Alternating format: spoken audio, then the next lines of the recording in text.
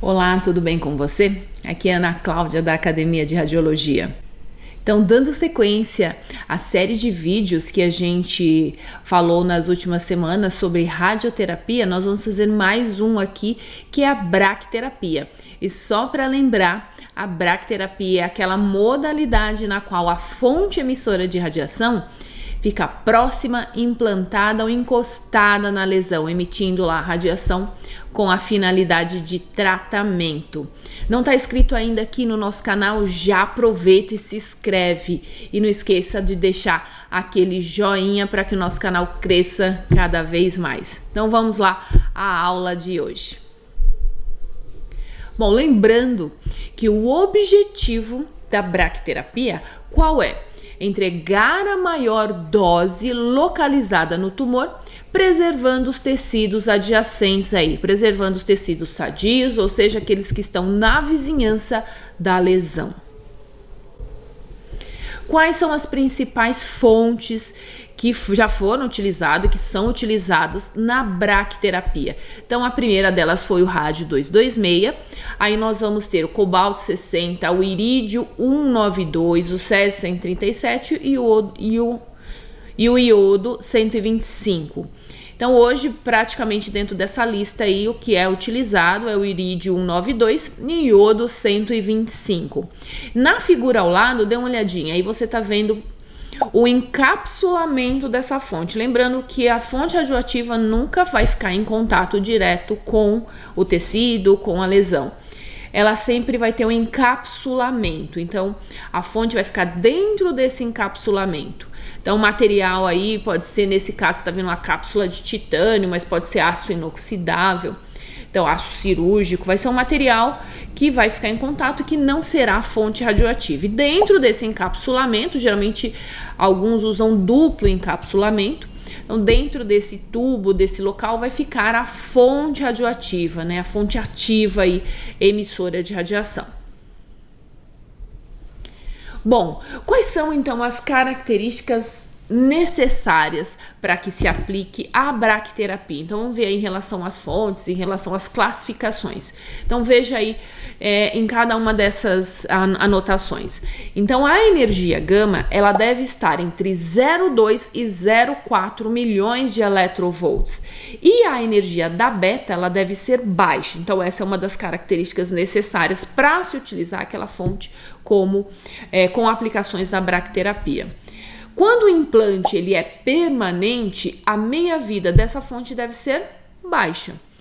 Quando o implante ele é temporário, ou seja, vai ser colocado no paciente e um tempo depois vai ser retirado, a meia-vida dessa fonte pode ser média.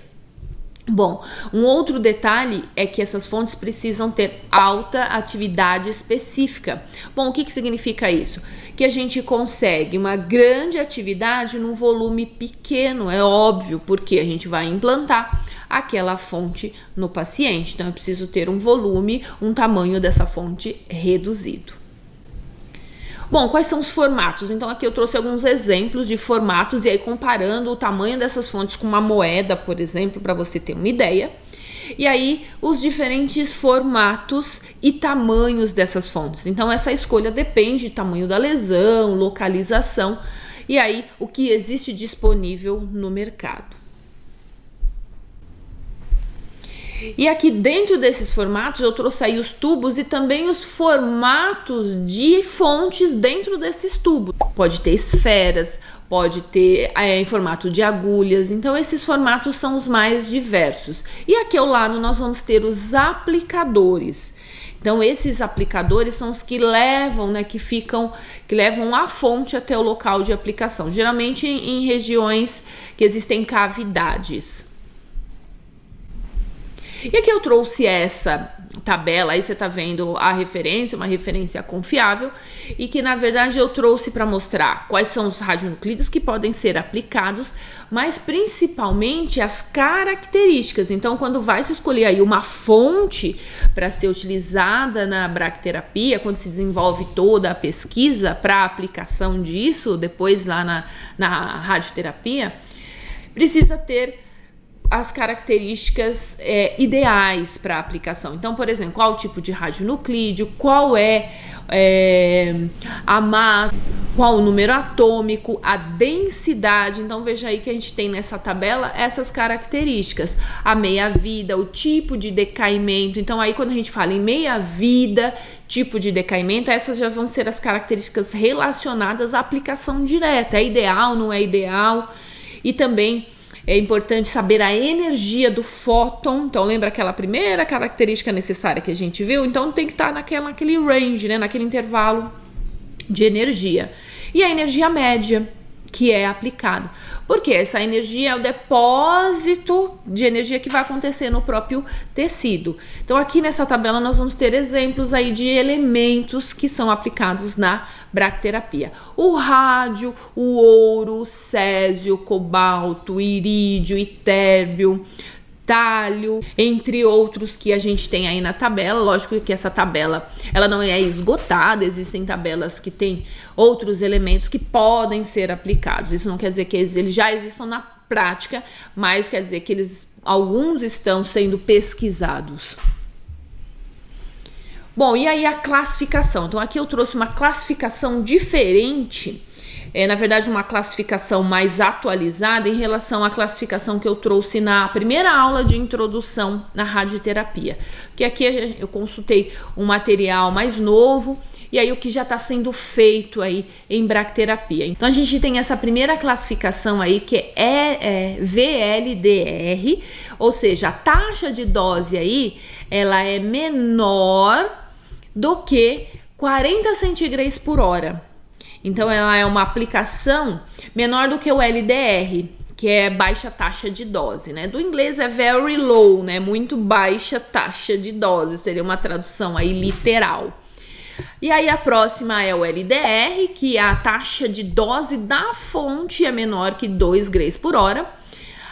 O MDR, que está entre 2 grays por hora a 12 grays por hora. O HDR, que vai ser uma taxa de dose da fonte, que geralmente, como a gente viu, é o irídio 192, aí vai ser maior que 12 grays por hora. E também aí existe de novo o PDR, que é taxa de dose pulsada, que aí ela ocorre de hora em hora. Bom, agora comparando o HDR com o LDR, ou seja, alta taxa de dose com baixa taxa de dose. Então, no HDR, vai se utilizar catéteres e aí ela não é permanente e o uso e a sessão ocorre em alguns minutos. Já o LDR, que é baixa taxa de dose, os implantes vão ser permanentes, como no caso a gente pode citar a aplicação para o câncer de próstata, e aí vai promover uma radiação contínua e decrescente no alvo. Então essas são as principais diferenças entre o HDR e o LDR. E aí, a nova modalidade, que é o PDR, que é taxa de dose pulsada. Então, como é que isso é feito? Então, são pequenas frações de HDR, porém, intervalos entre 3 a 4 horas.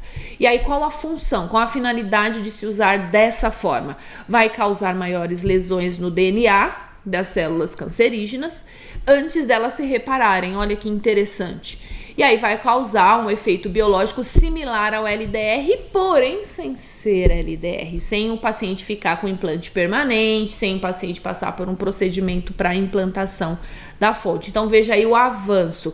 E essas coisas só são possíveis graças às pesquisas que são realizadas em várias áreas, em vários locais do mundo. Bom, então veja aí como a física ela é extremamente importante. E é graças a esses conhecimentos, graças a tudo isso que a gente tem essas grandes aplicações. Eu espero que isso tenha te incentivado a estudar aí cada vez mais, a conhecer cada vez mais a área. Então é lógico que aqui o assunto não está esgotado, a gente trouxe aí só alguns pontos importantes da bracterapia. A bracterapia é extensa, tem uma série de detalhes, mas que é completamente dependente das fontes radioativas. Então, se você tiver alguma dúvida, deixa aqui nos comentários abaixo. Eu gostaria de saber se você aí faz alguma especialização, você está estudando radioterapia. Então, me conta aqui nos comentários abaixo. Vou ter uma alegria imensa de saber o que você está fazendo com as nossas informações. E eu vejo você no próximo vídeo. Tchau, tchau!